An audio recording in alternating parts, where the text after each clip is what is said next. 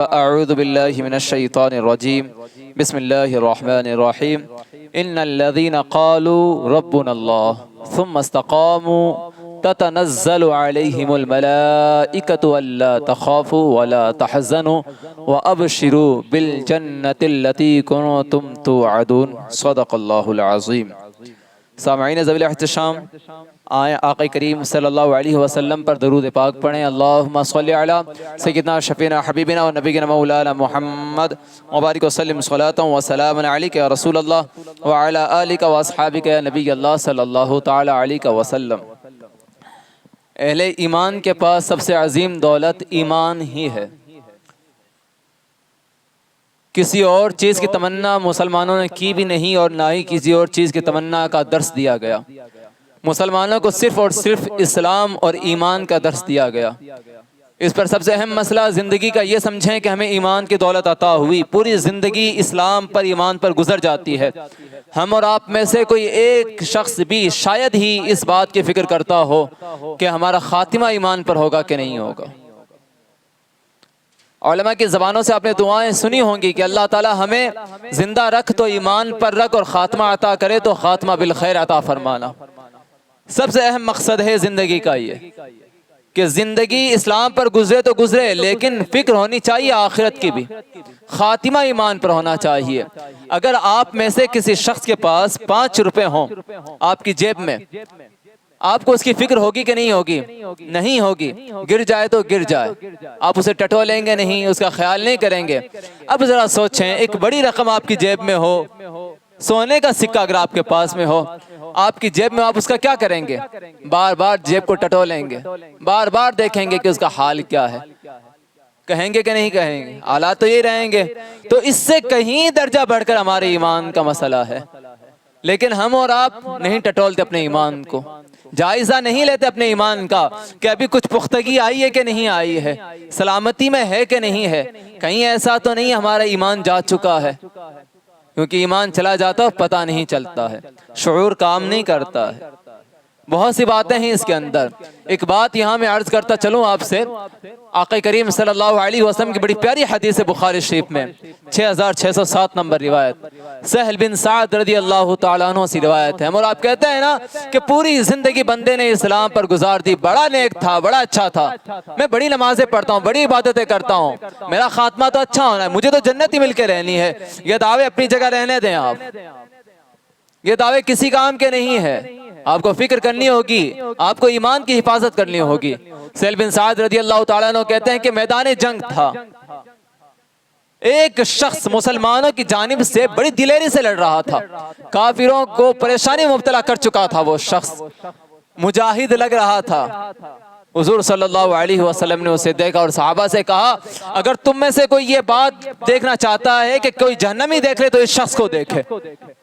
اللہ اکبر، دلیری کے ساتھ لڑے، مسلمانوں کی جانب سے لڑے، دیکھنے والا اسے مجاہد اعظم کہے اور رسول اللہ کہے کسی جہنمی کو دیکھنا ہو تو اس کو دیکھ لو۔ ایک صاحب پریشان ہو گئے، کہنے لگے مسلمانوں کی طرف سے لڑ رہا ہے، یہ شخص کوئی ایسا عمل نہیں کرنے والا کہ جہنم میں جائے۔ وہ اس کے پیچھے پیچھے لگ گئے، کیونکہ بات رسول اللہ کی زبان اقدس سے نکلی ہوئی تھی، اسے نظر انداز نہیں کیا جا سکتا تھا۔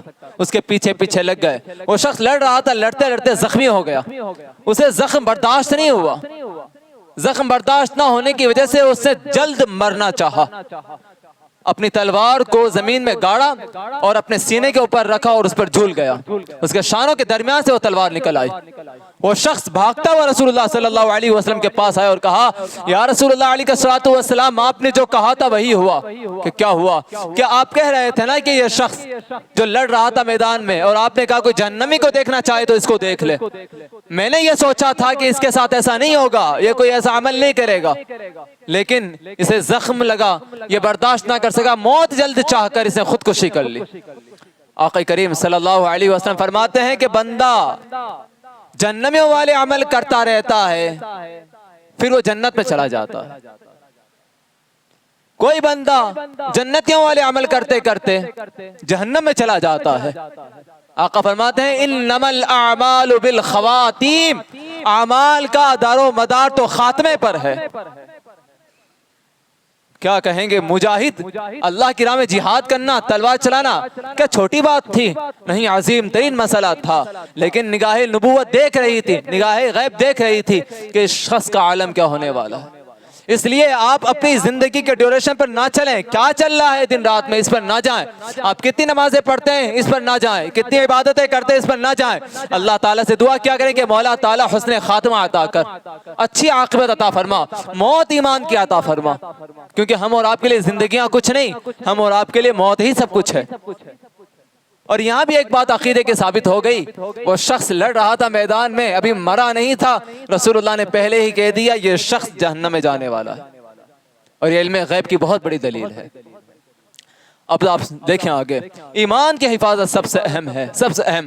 اللہ تعالیٰ قرآن عظیم میں فرماتا ہے ان الذین قالوا ربنا اللہ، کہ وہ شخص جو کہیں وہ لوگ قالوا ربنا اللہ، ہمارا رب تو صرف اللہ ہے، جو لوگ یہ کہیں کہ ہمارا رب تو صرف اللہ ہے، ثم استقاموا، پھر اس پر ثابت قدم بھی رہے، اس پر ڈٹے بھی رہیں، جمے بھی رہیں کہ ہمارا رب تو اللہ تعالیٰ ہے۔ پھر کہتے ہیں تتنزل علیہم الملائکہ، پھر فرشتے نازل ہوتے ہیں اس شخص پر، اللہ کو اپنا کہنے والوں پر فرشتے نازل ہوتے ہیں، کیا کہتے ہیں؟ اللہ تخافوا ولا تحزنوا، خوف نہ کھا، غم نہ کر۔ بشارتیں دیکھیں قرآن میں، اللہ کو ایک مان کر اس پر ڈٹ جانے کی، ثابت قدم رہ جانے کی۔ پھر کیا؟ اللہ تخافوا ولا تحزنوا، خوف نہ کھا، غم نہ کر، وابشروا بالجنہ، جنت کی بشارتیں ہیں تیرے لیے، جنت سے خوش ہوگا، وہ جنت جس کے لیے تمہارے لیے وعدہ کیا جاتا تھا۔ اب بتائیں، ایک دن کا دورانیہ دیکھیں آپ، صرف ایک دن کا دورانیہ، صبح جب سے اٹھتے ہیں تب سے لے کر رات سونے تک، ہم اپنی زبان سے کتنی مرتبہ یہ بات کہہ دیتے ہیں کہ ہمارا رب تو صرف اللہ ہے۔ یا کون سا ایسا کام ہے جو اللہ تعالیٰ کی عبودیت پر، کہ ہم اللہ تعالیٰ کے بندے ہیں، اس بات پر گواہی ہو؟ بہت مشکل ہے، بہت مشکل ہے، کیونکہ جنت کے طلبگار تو ہیں ہم لوگ، جنت تو ہمیں چاہیے، نہیں چاہیے کیسے؟ ہمیں جنت چاہیے تو جنت میں شراب پینی ہے ہمیں، یہی انداز ہے۔ جنت کا ذکر کرتے ہیں نوجوان ہمارے تو یا تو شراب کا ذکر کریں کہ اس کے اندر شراب ملنی ہے، یا وہاں حوریں ملنی ہے، یا محلات ملنے ہیں، انہی تمام نعمتوں کا ذکر کر کے تھک جاتے ہیں یہ لوگ۔ کیا وہاں پر اللہ تعالیٰ کا دیدار نہیں ہونا ہے؟ کیا رسول اللہ صلی اللہ علیہ وسلم کے ساتھ نہیں رہنا ہے؟ اللہ تعالیٰ کی تو اور بھی تو نعمتیں ہیں، ان کا تذکرہ کیا کریں۔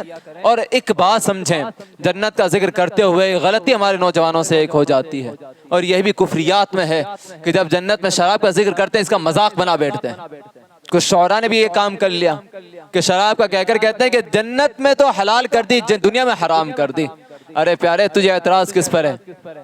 اپنی سمجھ بوجھ پر یا اللہ تعالیٰ کے احکام پر؟ پہلی بات تو سمجھا نہیں کہ شراب کا مطلب کیا ہے، دوسری بات کہ خطا کر بیٹھا اللہ تعالیٰ کے فیصلوں پر۔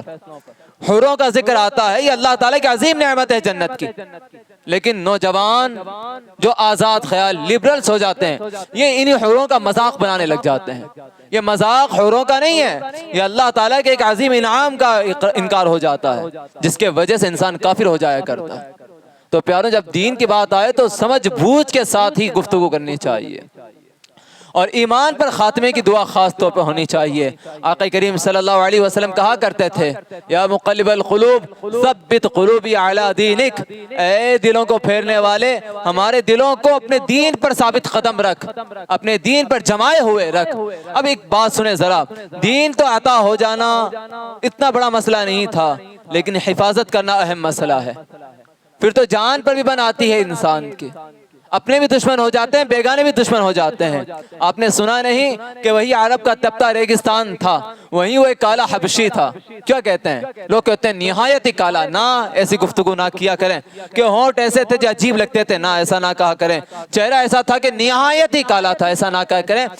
حسن بلال کا بہت عظیم تھا، ایسا حسن تھا نگاہوں کو بھاتا تھا۔ نہایت ہی کالا کلوٹا کہنا جائز نہیں ہے حضرت بلال حبشی رضی اللہ تعالیٰ عنہ کو، یہ بات یاد رکھیں۔ بہت سے لوگ گفتگو کرتے ہوئے یہ بات کہتے تھے نہایت ہی کالا کلوٹا حبشی، نہ ایسا نہیں تھا۔ سیاہی مائل ضرور تھے، لیکن کالا کلوٹا کہنا بلال کو جائز نہیں ہے۔ یہاں ایک اور روایت کا ذکر بس انداز بتاتا چلوں کہ بعض لوگ کہتے ہیں نا کہ حروف کو تل لگایا جائے گا، ایسی باتیں بھی نہیں ہیں ویسے، تو اس لیے بچ کر رہیں تھوڑا سا بھی. وہ انشاءاللہ اس پر گفتگو پھر کریں گے جب حدیث کا باب آئے گا، اس میں بہت سی گفتگو کرنی ہے آپ لوگوں سے. جب اسلام لے کر آئے تو آپ کے ساتھ کیا نہیں کیا گیا. عرب کا ریگستان تپتا ہوا، آج اگر دھوپ پڑ رہی ہو، فرش گرم ہو جائے، بغیر چپل آپ سے چلا نہیں جائے گا. آپ پریشان ہو جائیں گے کہ اتنی گرمی ہے، اتنی شدید گرمی. بلال حبشی رضی اللہ تعالیٰ عنہ اسلام لے کر آئیں، پھر آپ کو اسی ریگستان پر لٹا دیا جائے اور آپ کے جسم پر پتھر رکھے جائیں اور آپ کو کہا جائے کہ تو چھوڑ دے لا الہ الا اللہ محمد رسول اللہ پڑھنا، تو اس دین کو چھوڑ دے، تو اپنے آقا کی غلامی کر. لیکن بلال بھی کہے کہ نہیں، میری زبان سے جب احد کے نعرے شروع ہو گئے ہیں، جب میری آنکھوں میں مصطفیٰ کے جلوے بس چکے ہیں، اب میں اس بادشاہ کی غلامی میں نہیں جانے والا. مجھے اپنے آقا کی غلامی نہیں کرنی، مجھے تو صرف اللہ تعالیٰ کے دین کی اتباع کرنا ہے. آسان تو نہیں تھا نا، دین کی حفاظت کرنا بہت مشکل ہے، بہت مشکل. اسی وجہ سے ابو بکر صدیق رضی اللہ تعالیٰ عنہ نے دیکھا کہ بلال پر ظلم و ستم ہوتا ہے فقط ایک سبب سے کہ وہ اسلام لا چکا ہے، تو آپ نے رسول اللہ سے اجازت لے کر بلال کو آزاد کروا دیا. پریشان نہ ہوئیں، اگر آپ نے اللہ پر ایمان رکھا ہے، اللہ پر توکل کیا ہے، اللہ تعالیٰ پر یقین کامل ہے آپ کو، تو آپ کی آزادی کے لیے اللہ تعالیٰ سامان مہیا کرتا ہے.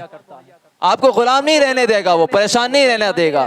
اور پھر ایک بات اور یہاں کروں میں، جب اسلام کی بات آئی ہے اور اسلام کی حفاظت کی بات آئی ہے، ذرا ہم اپنے گھروں کا جائزہ لیں، اپنی بہن بیٹیوں کا جائزہ لیں. ہندوستان جو کرنٹ ایشوز بنے ہوئے، حالات بنے ہوئے ہیں، اس میں سب سے بڑا جو حملہ ہے وہ بیٹیوں کے ایمان کا ہے. سب سے بڑا حملہ بیٹیوں کے ایمان کا ہے. انہیں مردوں کے ایمان پر حملہ نہیں کرنا ہے، انہیں بچیوں کے ایمان پر حملہ کرنا ہے. اور یہ سازش بہت بڑی ہے، بہت بڑی ہے، تعداد ایک بہت بڑی ہے، ہم اور آپ نہیں سمجھ پا رہے ہیں. اس میں کمی ہم اور آپ کی ہے، کیونکہ سب سے پہلی کمی ہم نے اپنے بچی کو دینی تعلیم نہیں دی. ہم نے انہیں صحابیات کی زندگیاں نہیں بتائی، امہات المؤمنین کا زندگی، ان کے کردار کے بارے میں کچھ نہیں بتایا ہے. ماں فاطمہ کا نام تو سکھایا ہے، ان کے نام کی فاتحہ کرنی تو سکھائی ہے، لیکن فاطمہ کا کردار اپنی بیٹیوں کو ہم نے آج تک نہیں بتایا ہے. ہم نے نہیں بتایا کہ فاطمہ کے سر سے دوپٹہ نہیں اترا کرتا تھا. ہم نے نہیں بتایا ہے کہ بروز محشر فاطمہ گزرے تو فرشتے بھی اپنی نگاہ جھکا لیں. ہم نے نہیں بتایا اس بی بی کے بارے میں، صرف نام لینا سکھایا ہے. اتنا کافی نہیں ہے نام لینا سکھا دینا، ان کی زندگی سکھانی ہوگی، ان کی طرح رہنا سہنا سکھانا ہوگا. ہمارا جو حال ابھی بنا ہوا ہے، جس میں پہلے تو فیس بک کا مسئلہ تھا، جس میں ڈبل آئیڈینٹی ہو جاتی تھی، ڈبل اکاؤنٹ بن جایا کرتے تھے. ابھی انسٹاگرام کا مسئلہ پھر آیا ہے، اس میں بھی ڈبل اکاؤنٹ کا سلسلہ چل رہا ہے. بات بہت نازک ہے، یہ بہت نازک ہے، کیونکہ ہم اور آپ اپنے آپ سے پوچھیں. چلو جو بڑی عمر والے ہیں انہیں لگتا ہے کہ ایک اکاؤنٹ کافی ہو سکتا ہے اور ایک اکاؤنٹ پہ سیٹسفائی ہیں. کیوں؟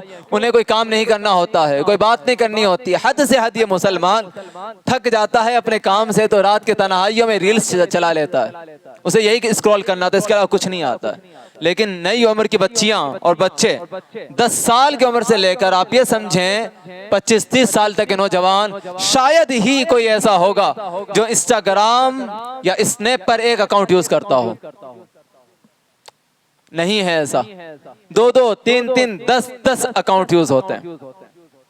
آپ لوگ یہ سمجھ رہے ہوتے ہیں کہ آپ کے بچے صرف ایک اکاؤنٹ یوز کرتے ہیں، ان کے ہاتھ میں موبائل ہے تو، اور جو آپ کی نگاہوں میں ایسا نہیں ہے، بلکہ جب اکاؤنٹ اوپن ہوتے ہیں سامنے آتے ہیں تو پتہ چلتا ہے کہ وہ بیٹی جو آج تک باہر نہیں نکلتی تھی، جو بیٹی آپ کو پاک دامن لگتی تھی، آپ کو لگتا تھا کہ مجھے اس پر بڑا غرور ہے، میں اسے کچھ نہیں کہہ سکتا، وہ بیٹی جب اس کے اکاؤنٹ کھلتے ہیں تو پتہ چلتا ہے نہ جانے کتنے غیر مسلم اس کے اکاؤنٹ میں ہوتے ہیں. اپنے آس پاس کی بات کر رہا ہوں میں، بیکانیر شہر میں نہ جانے کئی ایسے کیسز میرے سامنے ہیں. 14 سال کی لڑکیاں، 15 سال کی لڑکیاں، صرف اکاؤنٹ ایک نہیں، دوسرا اکاؤنٹ، تیسرا اکاؤنٹ، 2-2 سال، 3-3 سال، 4-4 سال، اور ایک نہیں کئی غیر مسلموں کے ساتھ ان کی بات چیت ہے. آپ کو چھوٹی بات تو نہیں لگنی چاہیے، یہ اتنا آسان تو نہیں لگنا چاہیے. کہتے ہیں نا کہ بیٹیوں سے پوچھا کریں کہ موبائل کیسے چلاتی ہیں، تو بیٹیاں بھی ناراض ہوتی ہیں اور باپ بھی کہتے ہیں کہ نہیں، اپنی بچوں کی آزادی نہیں چھیننا چاہتے. میرے پیارے، یہ آزادی نہیں. کیا آپ کی بیٹی کچھ کھائے تو آپ کو فکر نہیں ہوگی؟ آپ کو فکر ہوگی نا کہ کہیں بری چیز نہ کھا لے جو اس کے جسم کو نقصان نہ پہنچا دے. سوچیں گے نہیں سوچیں گے؟ اگر آپ کا چھوٹا سا بچہ ہو، ذرا سوچیں ایک بات، چھوٹا سا بچہ ہو، دو چیزیں اس کے سامنے ہو، آپ نے کھانے کے لیے تو دودھ دیا ہو، وہیں اس کے سامنے تیزاب رکھا ہو اور بچہ ہاتھ بڑھا کر تیزاب اٹھا لے، کیا آپ چھینیں گے نہیں اس سے؟ اسے ڈانٹیں گے نہیں اس بات پر؟ گھبرائیں گے نہیں آپ کہ کہیں ایسا نہ ہو وہ تیزاب اٹھا کر پی لے اور اپنی زندگی سے ہاتھ دھو بیٹھے؟ احساس تو ہوگا نا. تو پیارے، جان کا اتنا خیال ہے، ایمان کا خیال کیوں نہیں؟ یہ جو شیطانی دور آیا، دجالی میڈیا جو آیا ہے نا، اس دجالی میڈیا نے اپنی گرفت میں ایک ایک نوجوان کو لے لیا ہے. ہماری زندگیاں پاکیزگی سے دور ہو گئی ہیں، دن رات ہمارے کچھ بھی پاکیزہ نہیں ہے. ہونا کیا چاہیے تھا مسلمانوں کو؟ تو ایسا ہونا چاہیے کہ پیارے راتوں کو اٹھ کر رویا کر، ایسی آنکھیں مانگ اللہ سے، اللہ کی یاد میں رویا کریں. رات میں دل نہ لگے تو تیرا دل کہے کہ چل کھڑا ہو جا، اللہ کی عبادت کرتے ہیں. پیشانیوں پر، چہروں پر اللہ کا نور نظر آنا چاہیے، تڑپ ہونی چاہیے دل کے اندر اللہ تعالیٰ کے دین کی. رسول اللہ صلی اللہ علیہ وسلم کے نغمات زبان پہ جاری ہونے چاہیے. کبھی یاروں کی محفل سجی ہو جن میں گانے بج رہے ہوں، کبھی ایسا ہو کہ ایک نوجوان یہ بات کہے کہ چھوڑ یار، یہ کیا لگا رکھا ہے، یہ تو ہمیں قرآن سے دور لے جانے والی چیز ہے، یہ ہمارے ایمان کو کمزور کرنے والی چیز ہے. چلنا کہ رسول اللہ کی کوئی تعریف کرتے ہیں، رسول اللہ کی کوئی حدیث پڑھتے ہیں، کوئی نعت پڑھ لیتے ہیں رسول اللہ صلی اللہ علیہ وسلم کی. کیا اس سے ایمان محافظ نہیں، حفاظت میں نہیں آئے گا؟ ذرا سنیں، ہماری بیٹیاں نہیں جانتی اس بات کو ابھی تک کہ اسلام کتنی گراں قدر چیز ہے. اسلام میں پہلا قتل آپ جانتے ہوں گے، جانتے ہیں آپ؟ پہلا قتل ایک عورت کا. اسلام لے آئے تو آسان نہیں ہے اسلام کی حفاظت کرنا. آپ سوچتے ہیں کہ بس چند اورات کر لیے، وظیفے کر لیے، سلامت ہو گئے. نہیں، جان پہ بھی بن آتی ہے. آپ کو سوچنا ہے کہ مجھے فیصلہ کیا کرنا ہے. موبائل ہاتھ میں آتا ہے، غیر مسلم کا میسج آتا ہے تو سوچنا ہے کہ اس سے بات کرنی ہے کہ نہیں کرنی. سوچنا ہے آپ کو. نوجوان ہے، اگر کسی غیر محرم کا میسج آ گیا تو سوچنا ہے کہ جواب دینا ہے کہ نہیں دینا. اس لیے نہیں کہ میسج آ گیا، اس لیے کہ کہیں اللہ ناراض نہ ہو جائے. کیونکہ بندہ بہت سے ایسے اعمال کرتا ہے، وہ سوچ ہوتا ہے کہ اللہ راضی ہو چکا ہے، لیکن کئی بار ایسا ہوتا ہے. آقا کریم صلی اللہ علیہ وسلم فرماتے ہیں کہ بندہ کوئی ایسا کام کرتا ہے کہ اس کی زبان سے ایسا کلمہ نکل جاتا ہے کہ اللہ اس سے ناراض ہو جاتا ہے، اور اسے خبر نہیں ہوتی کہ اللہ ناراض ہو چکا ہے، اور قیامت تک کے لیے اللہ تعالیٰ لکھ دیتا ہے کہ اللہ تعالیٰ اس سے ناراض ہے. سوچیں اپنے آپ کو، تھوڑا سا سوچیں. ہماری بیٹیاں خیال نہیں کرتی ہیں. انہیں سوچنا چاہیے کہ اس کی ایک عزت کے پیچھے کتنی زندگیاں لگی ہوئی ہیں. وہ نہیں جانتی اس بات کو. سوچنا ہوگا اس سے بھی. اس کا ایک ایمان لوگوں کی عزتوں پر ہے. حضرت سمیہ رضی اللہ تعالیٰ عنہ جب ایمان لے کر آئیں تو کفار نے ان پر دھاوا بولا اور انہیں بھی یہی کہا کہ اسلام چھوڑ دے. وہ ایک عورت تھی، عورت ڈر سکتی تھی، گھبرا سکتی تھی، لیکن اسلام کا حقیقی مطلب سمجھا تھا انہوں نے. اسلام جان لیا تھا انہوں نے. جب کلمہ توحید دل میں اثر انداز ہوتا ہے تو کوئی بھی خوف ان پر مبتلا نہیں ہوتا. کہا کہ کچھ بھی کر لو، اسلام نہیں چھوڑنے والی. تو کفار نے، ابو جہل وغیرہ نے ماں سمیہ رضی اللہ تعالیٰ عنہ پر حملہ کیا، آپ کو جان سے مارا. صرف جان سے اس انداز سے نہیں مارا کہ تلوار چلے وہ مار دیا. اللہ حفاظت فرمائے، ان کے درجات بلند کرے کہ ان کی شرمگاہ کے اندر نیزہ مارا تھا ان لوگوں نے. آپ کیا سوچتے ہیں اسلام اتنا آسان تھا؟ حفاظت بہت مشکل ہے. دن رات کے دورانی پر نہ جائیں، آپ کو حفاظت کرنی ہوگی. لڑنا ہوگا، اپنے خلاف لڑنا ہوگا، شیطان کے خلاف لڑنا ہوگا، کفار کے خلاف لڑنا ہوگا، اپنے ایمان کی حفاظت کرنی ہوگی آپ کو. یوں ہی ایمان نہیں ملا کرتا ہے.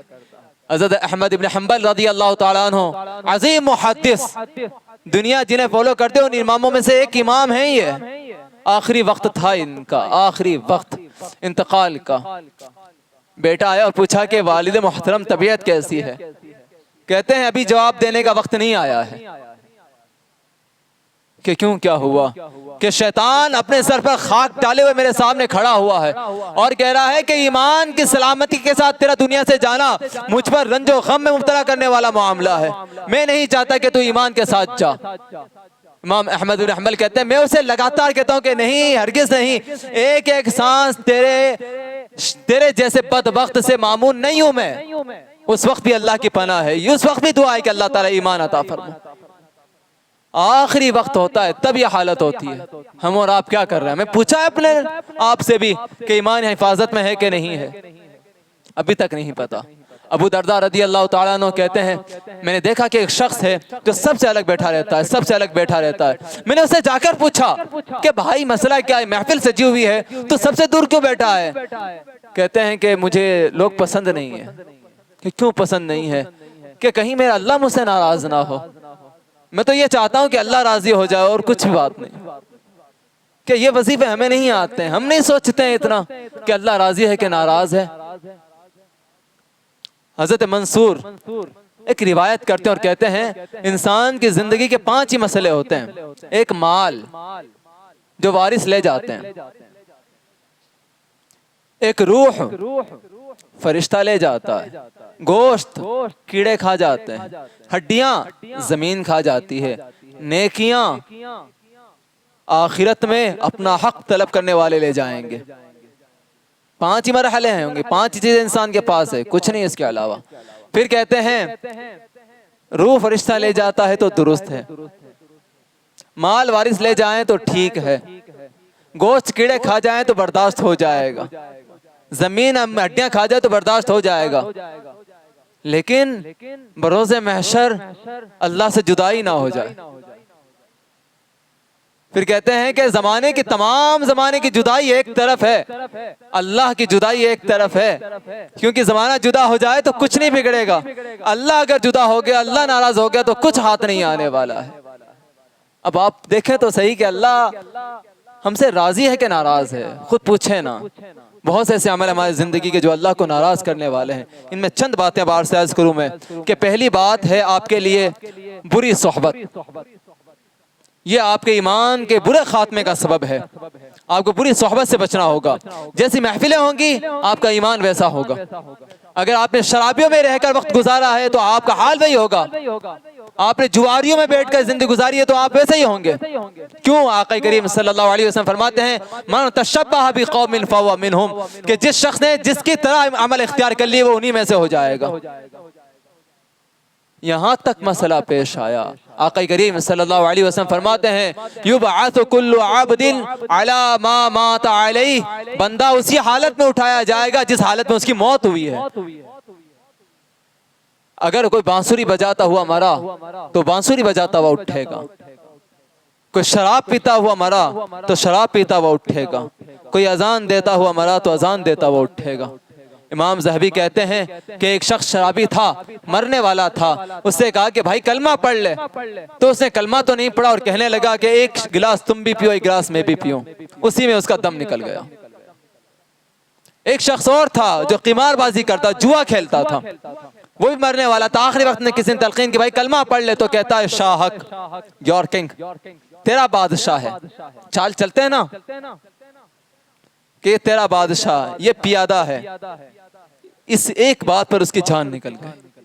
ایمان پر خاتمہ نہیں ہے یہ، اس لیے بری صحبت سے بچیں آپ۔ اور بری صحبتوں میں ایک بات یاد رکھیں، سب سے بری صحبت بدعقیدے کی ہے، یہ چھوٹی بات نہیں ہے۔ وَإِمَّا يُنْسِيَنَّكَ الشَّيْطَانُ فَلَا تَقْعُدْ بَعْدَ الذِّكْرِ مَعَ الْقَوْمِ الظَّالِمِينَ۔ رب العزت فرماتا ہے کہ اگر تمہیں شیطان نے بھلا دیا، یاد آنے کے بعد ان لوگوں کے ساتھ نہ بیٹھو جو ظالم قوم ہوا کرتے ہیں، جو حرام کامیوں میں، جو غلط باتوں میں مبتلا ہوا کرتے ہیں۔ بدعقیدگی سب سے بری چیز ہے۔ شراب بری چیز ہے، اعمال خراب کرتی ہے، جوا بری چیز ہے، اعمال خراب کرتی ہے، لیکن اگر عقیدہ خراب ہو جائیں تو یہ اس سے بری چیز ہے۔ اس لیے بدعقیدوں کی صحبت اچھی نہیں ہے۔ امام بخاری رضی اللہ تعالیٰ عنہ خود کہا کرتے ہیں کہ بدعقیدہ رافضی کے پیچھے نماز پڑھنا ایسا سمجھتا ہوں جیسے یہود و نصارہ کے پیچھے نماز پڑھنا۔ اب میری بات سنیں، آپ کو لگ رہا ہوگا کہ عقیدہ کوئی چیز نہیں ہے، بس نارمل سی بات ہے، اپنی یہ چیز بنی ہوئی ہے کہ جب بدعقیدہ ہے، کوئی غیر مقلد ہے، وہابی ہے، کوئی دیوبندی ہے، اس کے پیچھے نماز نہیں پڑھیں گے، کیوں؟ اس کا عقیدہ ٹھیک نہیں، لیکن دعوتوں میں ضرور جائیں گے۔ ایسا ہے کیوں؟ اللہ نے کس چیز سے منع کیا؟ رسول نے کس چیز سے منع کیا؟ صرف ان کے پیچھے نماز پڑھنے سے منع کیا ہے، ان کی تقریریں سننے سے منع کیا ہے، صرف کھانے پینا جائز رکھا ہے اللہ تعالیٰ نے، رسول اللہ نے جائز رکھا ہے نا پیارے۔ بات یہ نہیں ہے، اگر دین میں ان کا ساتھ منع کیا ہے تو دنیا میں بھی ساتھ منع ہے۔ یہاں پر اگر ان کے ساتھ مصلی پہ کھڑا ہونا منع ہے تو پلیٹوں میں ساتھ بیٹھنا بھی منع ہے۔ صحیح ابن حبان کی ایک حدیث پاک آقا کریم صلی اللہ علیہ وسلم فرماتے ہیں کہ اگر کوئی شخص ایسا ہو جس کے عقیدے خراب ہوں، جو بدعاتی ہو، تو آقا فرماتے ہیں لا تجالسوہم، ان کے ساتھ نہ بیٹھنا، ولا تآکلوہم، ان کے ساتھ کھانا نہ کھانا، ولا تشاربوہم، ان کے ساتھ کچھ پینا بھی نہیں ہے، ولا تناکحوہم، ان کے ساتھ نکاحوں کے معاملات نہیں کرنے ہیں، ولا تخالطوہم، ان سے میل جول نہیں رکھنا ہے، ولا تعادوا مرضاہم، اور اگر وہ بیمار پڑ جائیں تو ان کی عیادت کو نہیں جانا ہے، ولا تصلوا معاہم، ان کے ساتھ نمازیں نہیں پڑھنی ہے، ولا تصلوا علیہم، ان کی نماز جنازہ نہیں پڑھنی ہے۔ یہ فرمان آقا کریم صلی اللہ علیہ وسلم کا ہے، کیونکہ بری صحبت اثر انداز ہوتی ہے۔ اگر ایک شرابی کی صحبت اثر انداز ہوتی ہے کہ آپ کو شرابی بنا سکتی ہے، آپ اپنے بچوں کو سمجھاتے ہیں کہ کسی جھوٹے کے ساتھ نہ بیٹھنا، جھوٹا بن جائے گا، تو یہ کیوں نہیں بتاتے کسی گستاخ رسول کے ساتھ نہ بیٹھنا، کہیں گستاخ رسول نہ بن جائے، کسی اللہ کے گستاخ کے ساتھ نہ بیٹھنا، کہیں اللہ کی گستاخی نہ سیکھ جائے، کہیں اہل بیت کے گستاخوں کے ساتھ نہ بیٹھنا کہ گستاخی سیکھ جائے، کہیں صحابہ کو گالیاں دینے والوں کے ساتھ نہ بیٹھنا کہ صحابہ کو برا بھلا کہنے لگے۔ تو یہ سمجھائیں، اگر وہ بات منع ہے تو یہ بات بھی منع ہے، اس لیے اپنے ایمان کا جائزہ لیں، ایمان کی حفاظت کریں۔ دوسری بات اور ہے، یہاں میں عرض کروں ایک بات، آپ اپنے برے اعمال سے پرہیز کریں، پاکیزگی اختیار کریں، کیونکہ بری صحبت کے ساتھ برے اعمال بھی اثر انداز ہوتے ہیں۔ ایک واقعہ عرض کر کے گفتگو تمام کروں۔ ابو اسحاق فزاری علیہ رحمہ ذکر کرتے ہیں، میری مجلس سجی تھی، میں تقریر کیا کرتا تھا، ایک شخص آتا تھا، سر پر چادر ڈالی ہوئی ہوتی تھی، آدھا چہرہ کھلا ہوتا تھا، آدھا چہرہ بند ہوا کرتا تھا۔ میں پریشان تھا کہ یہ شخص ہے کون، اس انداز سے کیوں آتا ہے۔ ایک عرصہ گزرا ہے، ایک دن میں نے اس سے پوچھا کہ بھائی چہرہ کھولتا کیوں نہیں، چہرہ بند کیوں رکھتا ہے؟ تو وہ کہنے لگا کسی کو کہنا مت، اور جان کی امان پاؤں تو کہوں کہ اچھا کیا مسئلہ ہے، کہ میں کفن چور تھا، کفن چوری کیا کرتا تھا۔ ایک دن ایک عورت کو دفن کیا گیا، جب لوگ چلے گئے رات کے وقت میں وہاں گیا، اس کی قبر کھودی، اس کا کفن کھینچنا چاہا، اس عورت نے تمانچہ رسید کیا، میرے چہرے پر ایک تمانچہ مارا زوردار، آج تک اس کے ہاتھ کے پڑے ہوئے تھپڑ سے میرے چہرے پر انگلیوں کے نشان موجود ہیں۔ اللہ اکبر۔ وہ کہتا ہے کہ اپنا چہرہ کھول کر دکھایا تو اس کے چہرے پر نشان موجود تھا۔ آپ بہت روئے، اور پھر امام اوزاعی رضی اللہ عنہ کو خط لکھا کہ میں نے ایسے شخص سے ملاقات کی جس کے ساتھ یہ واقعہ گزرا۔ امام اوزاعی نے اور کچھ نہیں پوچھا، دوبارہ خط لکھا جس پر یہ لکھا تھا کہ یہ بات پوچھو اس شخص سے کہ اس نے جب لوگوں کی قبریں کھودی تو ان کے چہرے قبلے کی طرف تھے یا قبلے سے پھرے ہوئے تھے؟ حضرت ابو اسحاق فزاری علیہ الرحمہ نے پوچھا کہ بھائی بتا، تو نے قبریں اتنی کھودی ہیں، لوگوں کے چہرے قبلے کی طرف تھے، قبلے سے پھرے ہوئے تھے؟ وہ کہتا ہے کہ اکثر لوگوں کے چہرے قبلے سے پھرے ہوئے تھے۔ ابو اسحاق فزاری علیہ الرحمہ نے امام اوزاعی کو خط لکھا کہ یہ کہتا ہے کہ اکثر چہرے قبلے سے پھرے ہوئے تھے۔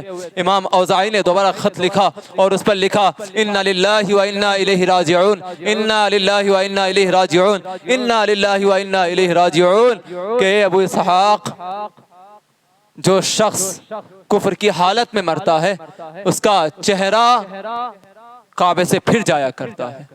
اللہ اکبر۔